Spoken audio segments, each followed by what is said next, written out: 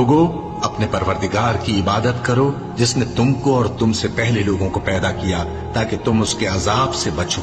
जिसने तुम्हारे लिए जमीन को बिछोना और आसमान को छत बनाया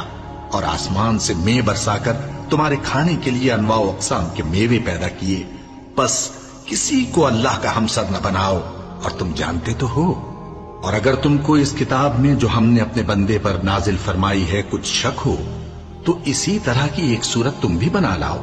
और अल्लाह के सिवा जो तुम्हारे मददगार हों उनको भी बुला लो, अगर तुम सच्चे हो। फिर अगर ऐसा न कर सको और हरगिज नहीं कर सकोगे, तो उस आग से डरो जिसका ईंधन आदमी और पत्थर होंगे और जो काफिरों के लिए तैयार की गई है।